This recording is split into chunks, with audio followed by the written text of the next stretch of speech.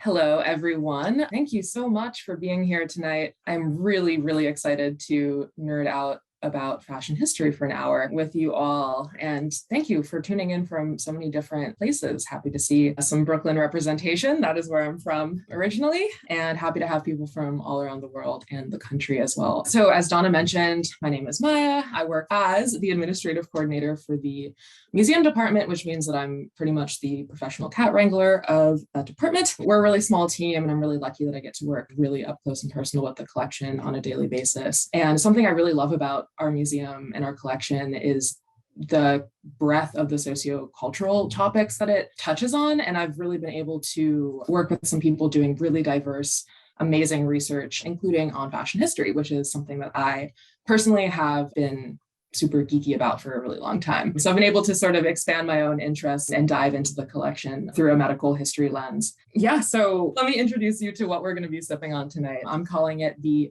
Tight Lacer's Liver, which is going to become relevant later. You'll see why, but for now, it is just something to give to your liver to handle. So it's a take on a gimlet, which is a very classic Victorian drink, which is also kind of something that we'll be talking about today is the Victorian era. So the way that you make it is you're going to take 2 ounces of gin and add it to a shaker, which my friend Donna let me borrow. So thank you, Donna. So add your gin to a shaker. Then you're going to add 1.5 ounces of elderflower liqueur. I have here Saint Germain, but you can use whatever kind of elderflower liqueur you like. And then finally, you're going to add 1/2 ounce of lime juice, freshly squeezed, or not. All right, and then you're going to reach across the table, grab your ice, and add that to your shaker as well. Right. I think this is the first time I'm ever using one of these, but it's going to go really well. And you're going to give it a vigorous shake. My cat is confused about what's going on. Give it a shake and then strain it into a glass. Like so. Perfect. And then we'll have a gorgeous Tight Lacer's Liver. Enjoy. Also, drop in the chat what you're drinking. I'm a member of the LGBT community, so I have like 6 different beverages. But yeah, let me know what you're drinking, whether you made the Tight Lacer's Liver or not, if you enjoy it, if you hate it, all that. All right, let's get started. So let's start with what we are going to be covering in today's presentation. So we're going to start with a brief history of the corset and corset controversy. Then we're going to launch into the physician's role in shaping corset discourse. This is a Mütter talk, so we got to talk about medical history. And then we're going to take an inside look at some objects in the collection that are related to the topics that we're going to be covering today.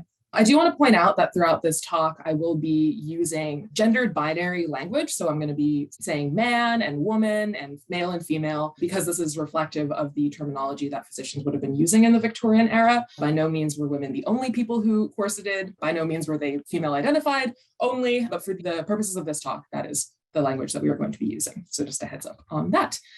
And let's get started.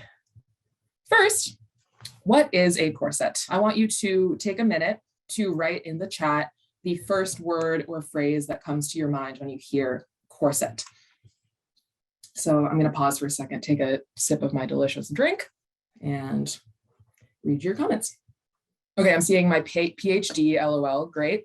Constrictive, support, squeeze, I can't breathe, no breathing. Pain, okay. My business, love that. Yes, I also want to mention I am a total armchair fashion historian. I'm sure that there are people watching this talk who are real professionals, and I am so happy to have you guys here, and I hope that you're engaging with the chat. I also am going to be sharing some resources, or Donna will share some resources at the end that I relied on super heavily for this talk, written by people who have plenty more letters after their name than I do. So you can read from people who have made it their business or their PhD, but this is just for fun for me. So, all right, goth must have, love that. Supportive. Okay, so I'm seeing a pretty interesting mix of folks whose first word is something associated with pain or constricting or not being able to breathe, and then some folks that are saying that it's a must-have or that it's mostly a supportive garment, like a bra or underwire. So we're going to be talking about where all of those conceptions come from and maybe do a little bit of myth busting as well. I hope that you are ready. Okay, so let's launch into a very, very brief history of the corset. There is so much more to say, but for these purposes, here are some points. So for this purpose, we will date the first true corset to the beginning of about the 16th century, when the first whalebone bodies were worn by women of the Italian and Spanish aristocracy. For much of modern history, corsets have been worn by both men and women until about the 1850s, when you sort of see the stigma arising around men wearing corsets. So it becomes primarily a woman's undergarment. I also want to point out that, like any other trend in clothing, corsets have changed dramatically over time. The length of the corset, the severity of the boning in the corset, what the boning was made of, whether it was front lacing or back lacing. Corsets are not a one-size-fits-all garment over time or for every woman. Here on the screen, you can see at the top, this is Jean Fouquet's Madonna and Child. You can see the Virgin Mary wearing a front lacing corset over her anatomically correct and very shapely bosom. And then the second image below is a corset that was, or stays, as they would have been called at the time, stays worn by Queen Elizabeth I of England, her funeral effigy from 1603. As long as there have been corsets, there has been corset controversy. Throughout history, much of the anti-corseting propaganda has focused on the corset's interference in women's quote-unquote natural maternal functions or instincts. One of the most famous anti-corset texts of the time, from 1770, was titled "The Degradation of the Human Race Through the Use of the Whalebone Corset," a work in which one demonstrates that it is to go against the laws of nature, to increase depopulation and bastardize man, so to speak, when one submits him to torture from the first moments of his existence under the pretext of forming him. And that's crazy because that was like almost the title of this talk, but then they made me change it. But this concept that corsets interfere with children and with a woman's ability to be a good mother is going to come up a lot. So keep that in your mind. But corset wearing saw a massive decline in popularity around the 18th century, when you have the rise of Enlightenment philosophy, as well as the global impact of the French Revolution. So granddaddy of the Enlightenment himself, Jean-Jacques Rousseau, considered the corset an enemy of mankind. And then you have Monsieur Napoleon, who declares the corset an implement of detestable coquetry, forecasting the end of humanity. It is important to point out, though, that his wife Josephine, a very fashionable lady, it's estimated that she owned about 300 corsets, but Napoleon, outwardly at least, was not super into them himself. So you do see this rise in popularity of looser fitting neoclassical dress around this time. So many women were still wearing corsets of some kind. They just weren't as shapely and as form-fitted as we saw before and then after this period. So you can see the painting made popular by Ottesha Moshfegh and the neoclassical dress that's represented in this painting. So physicians of this time were weighing in on corset controversy as well. So the dreamboat on the screen is Samuel Thomas von Sommering, who is a German anatomist and physician. He was famously one of the first physicians ever, as far as we know, to depict an illustration of a distinctly female skeleton in one of his publications, which you can see below his portrait. Interestingly enough, this depiction was within the context of him illustrating the ways in which he believed the corset deformed the skeleton, and it caused, in his mind, or in his research, I suppose, tuberculosis, cancer, scoliosis, and many other ailments. His scathing anti-corset book, which the English translation is On the Effects of the Corset. If you want to see the German, it's on the screen, but I'm not going to subject you to that in my reading. It was a hit across all of Europe, influencing much of the dialogue on the corset controversy among physicians and in the public for centuries to come, which we will see later on. All right. So despite the brief interruption in the popularity of the corset, it reemerged with a vengeance in the Victorian era, which is defined as the period of time between about the 1830s and the turn of the 20th century. So the corset returned for a number of reasons. The most obvious being that trends in fashion just kind of swing from one extreme to the other always, right? So you go from a very loose fitting silhouette being fashionable to a very tight fitting silhouette being fashionable, and then back again once we sort of get to the flappers in the 20s. It just happens. Another reason that is really important and that will come up again later are all of the technological advancements that sort of came with this time period between the 1830s and the turn of the 20th century. One of the most important being the invention of steel. So this is allowing corsets to be made much more cheaply, much more efficiently. And you see the rise of ready-made corsets. Before this period, most women were making their own corsets or getting them made in a very, only women who could get clothes made for them had access to them, essentially. But this is really changing in the Victorian era. New social classes as well sort of start to emerge from the Industrial Revolution and the fall of empires, particularly the nouveau riche, which are this group of people who amass wealth through industry, as opposed to inheriting it from, their nobility ancestors, or their noble ancestors rather. So what's important for us about this is that the nouveau riche loved clothes and were very opulent and showy with their style. Think like early Kardashians, like Logomania, early 2000s type stuff. Lots of feathers and access to a lot more changing clothing all of the time. So the trends are starting to change faster.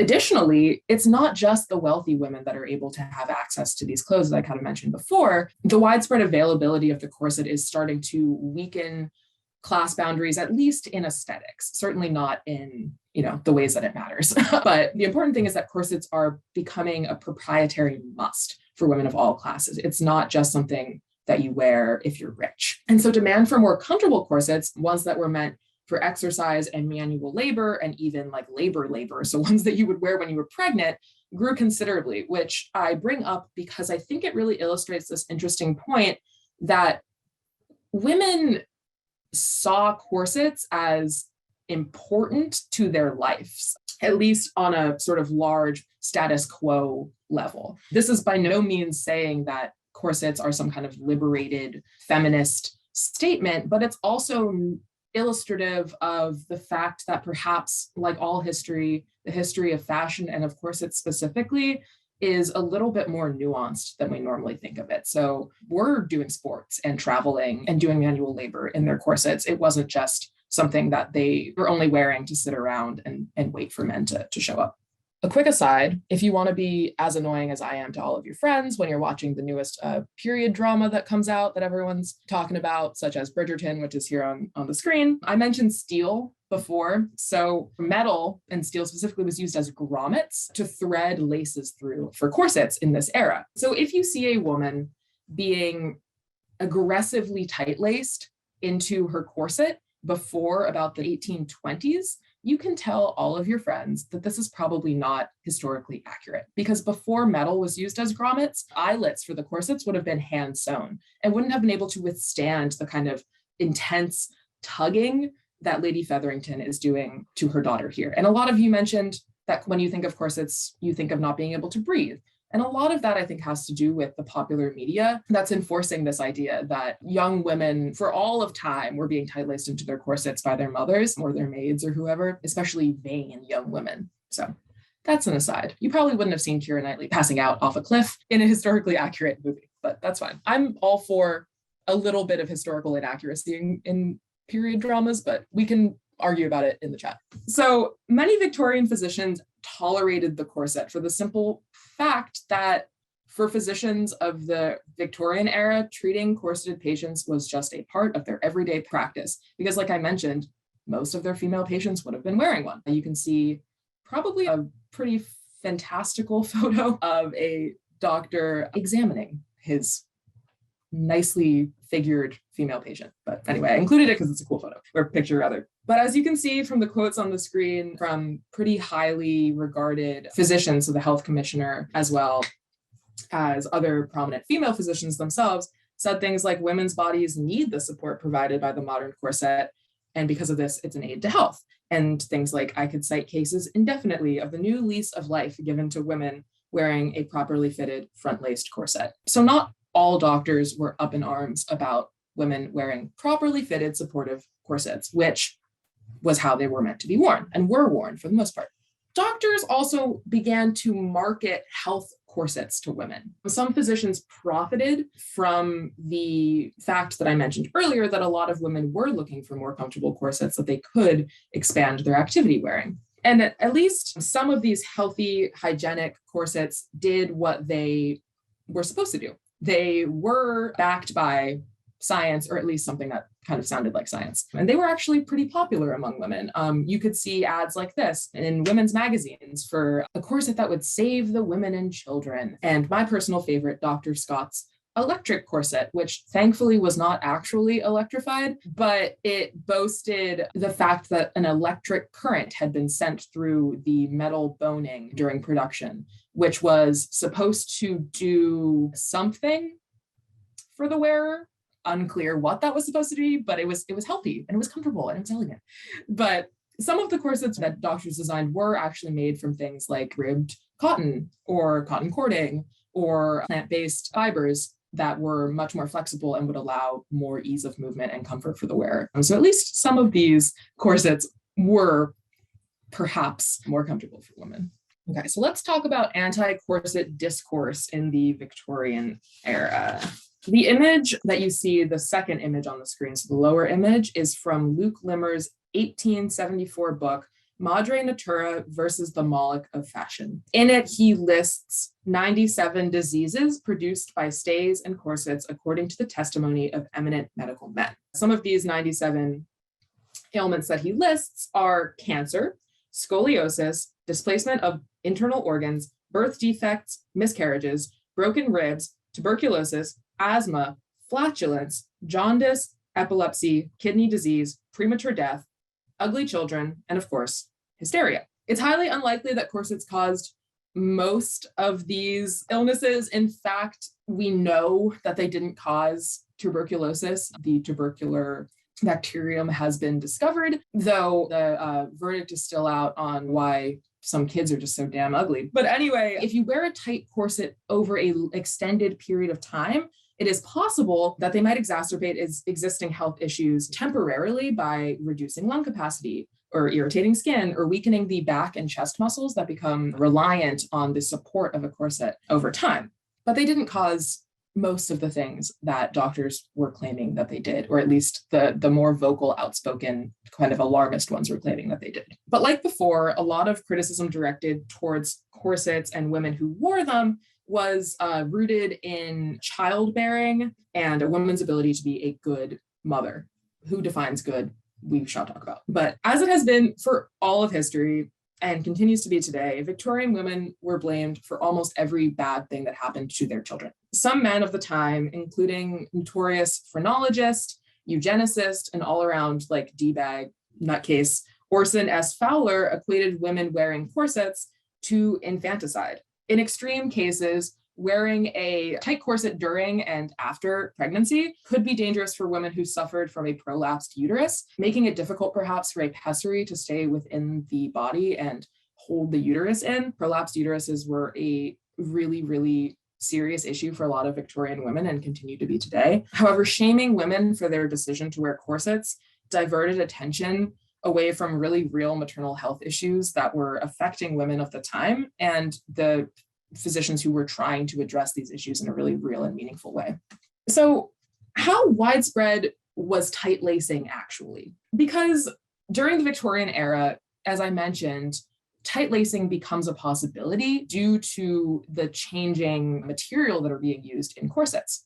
The attitude and urgency among some of the physicians at the time and just sort of popular media during the Victorian era might have you believe that literally every woman at some point tight-laced down to, a size until her waist was nearly snapping in two. While this is likely not actually the case, and we'll go through some statistics about that. So the images that you see on the screen are kind of representative of what's lasted in our minds of what a Victorian woman in a corset looks like.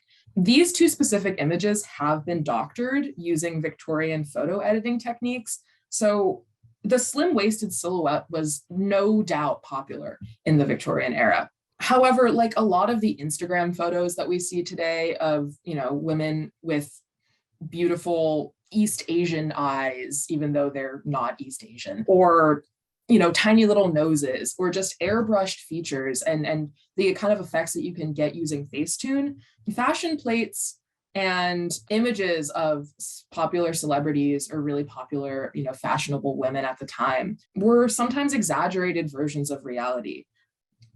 Instead of dangerously tight lacing their corsets, a lot of Victorian women relied on sort of optical illusions like hip padding, petticoats, chemisettes, corset covers to create a very waspish waist and to achieve the fashionable silhouette. Corsets advertised to the common lady in women's magazines typically had waists between 18 and 32 inches when laced completely closed. Though larger sizes were readily available, though they were often at a higher cost, which is something that still exists today and is still really effed up.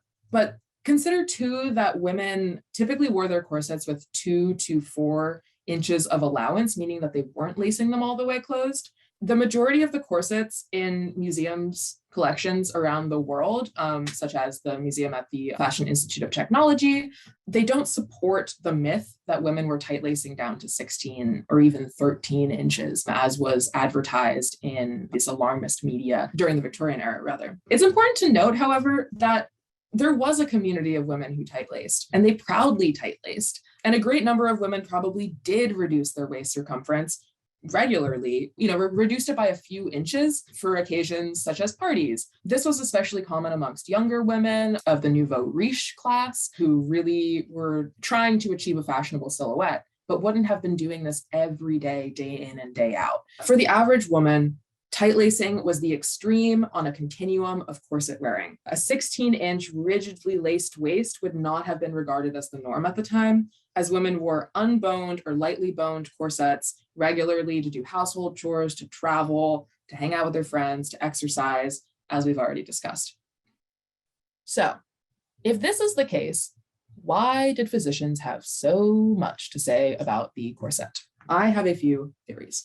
So the Victorian era corset controversy is certainly not the first or the last time that doctors had been involved in discourse over what women wear. However, there are several factors that contributed to the relative frenzy that we see amongst medical professionals over corsets at the time. So the 19th century was notoriously rife with pseudoscientific BS, aka schools of thought, like phrenology and homeopathy, which touted quack theories for yet unknown pathologies. This may have contributed in some way to the public's willingness to accept corsets as a possible cause for some undiagnosable conditions that they were seeing at the time.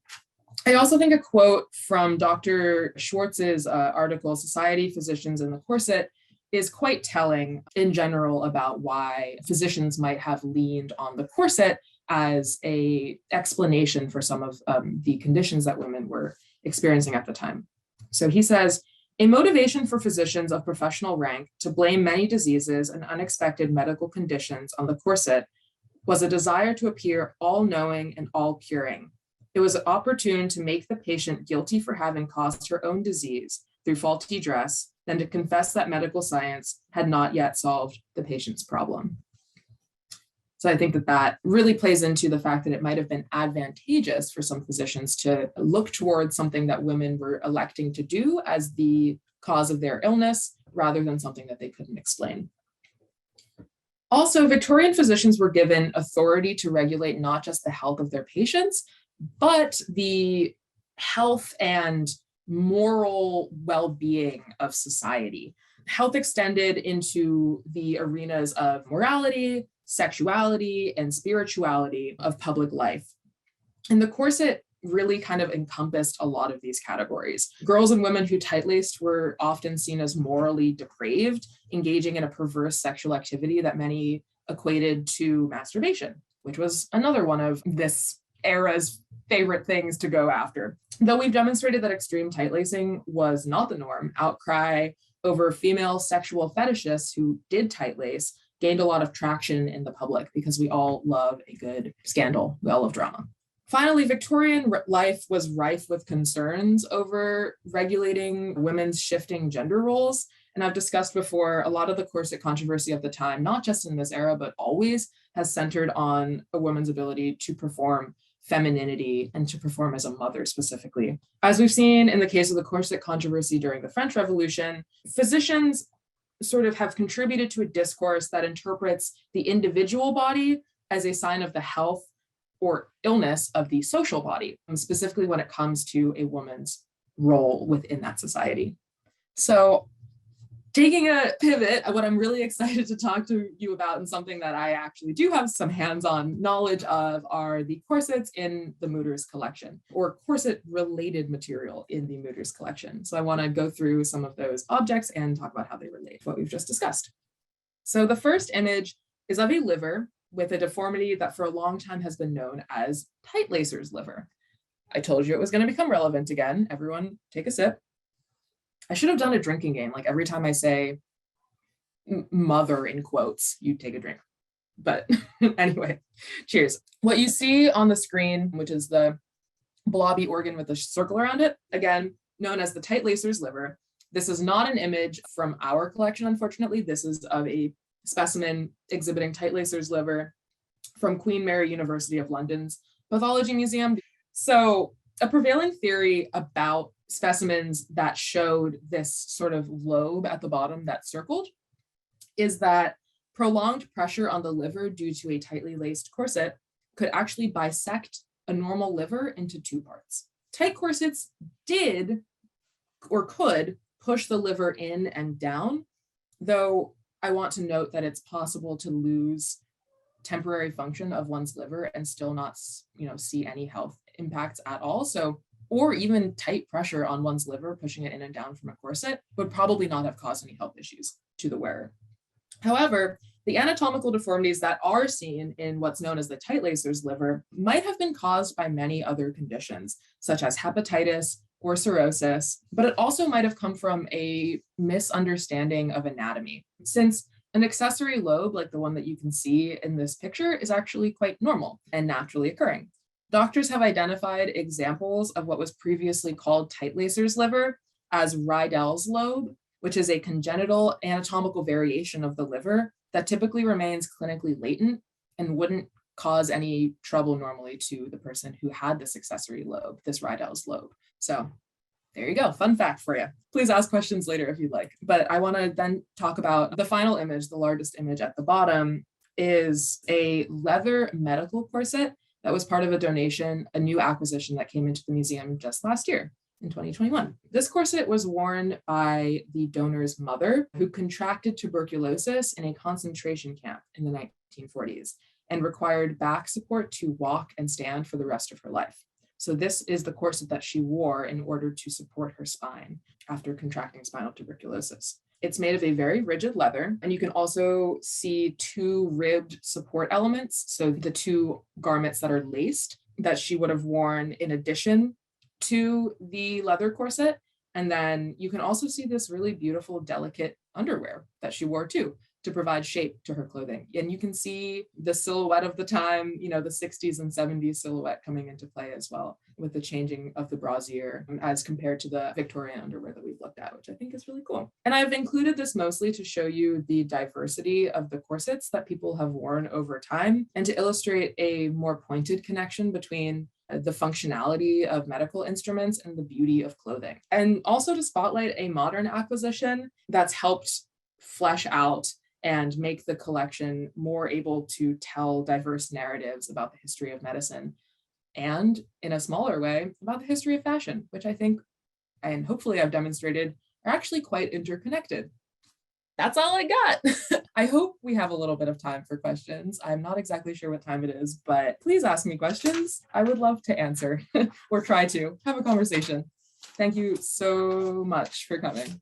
So we have a couple already in the Q&A, and I can Awesome. kind of filter through and read which ones have come up. Let's see. So I guess one of the first few questions put in here, did the increasing popularity of doorknob lacing also increase accessibility to corsetry across classes? I don't know how much you know about doorknob lacing, but Yeah. I know a little bit about doorknob lacing. I love that question, actually. My thought is, if I understand the question, is about the ability to lace one's corset without a maid. So using a doorknob to attach your stays to, and then pull, or the ribbons on your corset, and then pulling them in that way. I also know that among the innovations, I talked about the innovations in corsets that doctors pioneered. However, there were a good amount of women corseters and just fashion designers in general, and also individual women who were making their own corsets, who also developed a lot of really innovative technologies around how to make corsets more comfortable and more accessible. So corsets that you could lace yourself, or ones that you could keep laced in the same way and put on and just do minimal pulling. So I think that if that is the question, was it how doorknob lacing relates to the accessibility of corsets? Yeah. Yeah, I think it was an enormous aid in making corsets more available to everyone, because you don't have to have your handmaiden do it. Sure. I mean, I have my handmaiden lace me up every morning, but not everyone can, so I understand that. No, me too. Me too. Yeah. All right, we got another one. We got Cynthia here. Is asking, I have read some reports that the corset deformed skeletons may actually be shaped that way due to post-mortem processing of the skeletal remains. Mm-hmm. Come across that in your research? I know maybe you and I talked about, like doctors' abilities to actually study females' bodies. Mm-hmm. If that ties into this question, or if you want to speak to both of those. Yeah, I just want to shout out, I know we have Rebecca Gibson in the talk. I highly recommend her book, The Corseted Skeleton.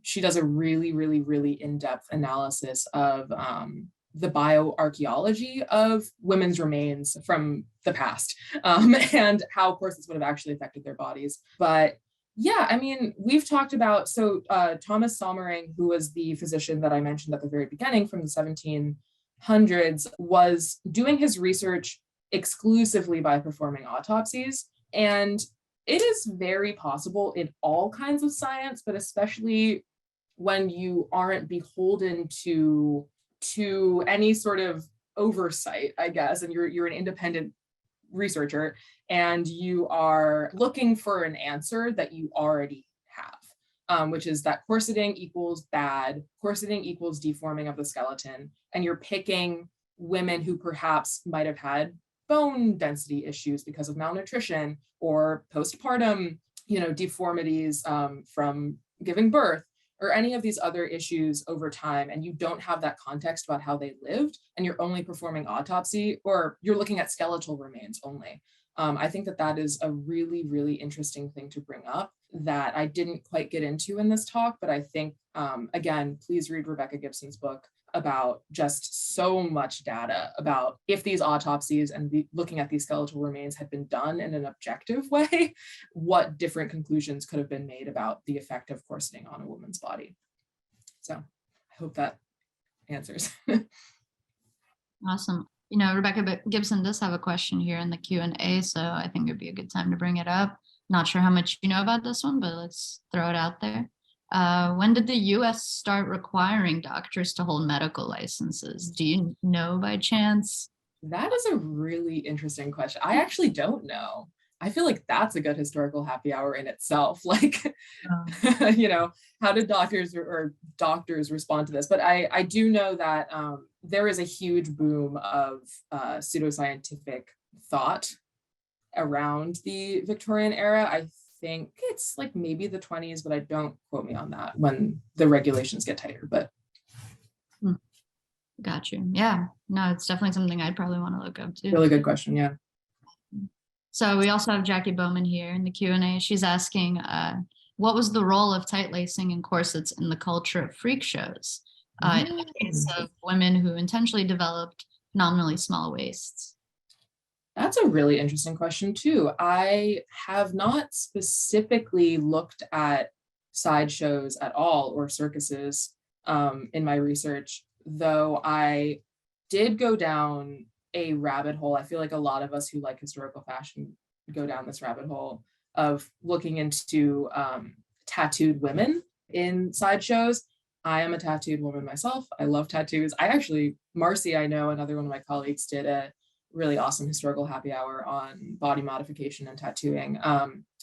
But I actually have no idea. I know that there were women who intentionally got their waist really, really small for sideshows. And I think that is part of where this sort of outcry of, oh, women who wear corsets or tight lace are sexually deviant or are, somehow morally polluted or corrupt, because I think that there was this correlation between not only just entertainers, but also, Victorians were freaks, like a little bit, like women were expressing themselves sexually through tight lacing. That is not a myth. Women were doing that, but it certainly wasn't everyone. So thank you, Jackie, for that question. Sounds like you should do a historical happy hour, or we can team up. If you don't mind, I kind of have a question, and maybe you have some things that come to mind. Do you have any other articles of clothing that come to mind, like as you were doing this research, that I guess also have like had some sort of reputation based on physicians studying said article? Something that comes to mind is the high heel. I do think it's a little different in that, well, there's so many things different about the high heel. The functionality of a high heel, I suppose, is somewhat debatable, whereas the functionality of a corset is, a little bit more, I don't want to say it's irrefutable, but certainly the supportive structure. But everyone needs to wear shoes too. So yeah, definitely the high heel comes to mind. It's so interesting, though, that corsets got so much flack, but then when women take their bras off, everyone's up in arms. Scandal, yeah. I think maybe the corset, because of the particular moment that it gained so much popularity, and the context of the medical community at the time, which we sort of went over, just how much weight doctors had in terms of upholding the moral fiber of society. I don't think there really has been a garment that's why I called it the most controversial, partially just to be dramatic, but also I think it really, in Western history, is one of the most, if not the most, misunderstood, polarizing, and everyone had something to say about it, garments. But yeah, I would say, long story short, I think high heels were the thing that came to mind. No, for sure. Yeah, me too. We have a couple other ones, so let's try to get through them. This one's actually really interesting. Is there any particular explanation for why late Edwardian corsets came over the thighs and changed the position of the hips, unlike Victorian? And Mm-hmm. The answer, as far as I know, is that fashion changed. The fashionable silhouette changed, so the corset changed to mold the body to that fashionable silhouette. It's a bit of a chicken and the egg question, right? It's like, did fashion, like outerwear, did dresses change for the corset trends? Did corset trends change for the dresses? I think it was conversation always, right? But before the Victorian era, corsets were much shorter. They almost looked like long line bras, bralettes, I guess, longer. So they came down to just about the end of the ribs, but they weren't nearly as long as the Victorian corsets that we think of and that we know, and that I showed pictures of. But yeah, I think the answer is just that the fashionable dress changed. So the way that women were interested in molding their bodies changed. we have another question from Anne. Did any of the popular magazines comment on corsets? I know we've seen a lot of the ads. Yeah, I would say pretty much every popular magazine had had something on corsets. Obviously there were ads for corsets in many popular women's magazines, but also there is a very famous series of letters, and someone please drop it in the chat if you remember. If not, I will get Donna to send it out later. But there's a very popular series of letters that got published in a women's magazine that really changed, or really influenced rather, a lot of the way that we think about corsets today, and is theorized to be a lot of the reason why this myth that all women were tight lacing, or that a lot of women were tight lacing, where that sort of originates and why it's so persistent. This very sort of alarmist and also very dramatized series of like anonymous letters that were coming from girls in boarding schools saying that they were being like forced into tight lacing, and that, you know, their school teachers were holding them down and like tight lacing them to 13 inches, and so that they could have smaller waists by the time that they left the boarding school. This obviously was quite scandalous and gained a lot of attention and was circulated super widely. I mean, people think today that that was probably made up or seriously exaggerated. So a lot of popular magazines had something to say about corseting, either criticizing it or you know, there were a lot of letters to editors that were women saying that they loved their corsets and that they're never giving them up, or that, you know, husbands saying that they can't stand how tiny their wives want to lace their waist to, and that they're ugly and that their children are ugly because of it. It just really goes to show that this was a topic that everyone wanted to get in on, partially because it's a little scandalous. We're talking about women's underwear, you know, we're talking about women's bodies. I hope that answers it. People love to comment on women's bodies. It's a hot topic. Let's see. That's another interesting one. So maybe pivoting off that, can you talk a little bit about people who identify as male who use corsets both now and in the past? Mm-hmm. I mean, I mentioned super briefly, I mean, I think you could do an entire talk on why the stigma around men wearing corsets, both in the Victorian era and entering into today. I mean, I mentioned that for a lot of modern history, you know, men and women were wearing corsets, and it was normal and in some ways just necessary for clothing. It was just part of your undergarment. We can trace a lot of this back to the sort of 18th century Enlightenment era, when you have this sort of distaste and understanding of vanity or just interest in fashion as being effeminate or being weak or somehow being anti, you know, making you unable to think about fighting for your nation. There's a lot of really interesting cartoons that come out of this sort of transition between the sort of like romantic era into the Victorian era, about like dandies making fun of men who cared about fashion. And there's these political cartoons of men who are very tight-laced and making fun of them for being effeminate. I saw someone's comment about apologizing for their gender being the reason that corsets are popular today, or sorry if I misread that, but I know I also had a friend reach out to me saying that they have a lot of drag queen friends who have a lot to say about corsets. I mean, I think that, and I don't want to speak to this personally as someone who doesn't wear a corset and is not trans myself, but there is, in my understanding, a sort of resurgence of love for the corset and resurgence of love for everyone appreciating fashion or appreciating fashion as art or the body as art, that fell out of favor in the mainstream, but never fell out of favor amongst those who have always seen clothes as an expression of themselves. I think that's a really good way to kind of cap everything we've been talking about tonight. No, that's a really good summarizing statement. So just want to say thank you, Maya, for this very great talk. And yeah, just want to say thank you to everyone who came through to our happy hour. Hopefully we'll see some of you again in the chat and on future happy hours. And yeah, our museum is open. This is always a great way to engage our national, international audience. We don't get to hang out with you guys that much, so it's always awesome. And thank you, Maya, and thank you. Thank you, everyone. This was super duper fun. Stay warm, stay safe, happy holidays, corset responsibly. For sure. Everyone, Yeah. take care. Bye, everyone.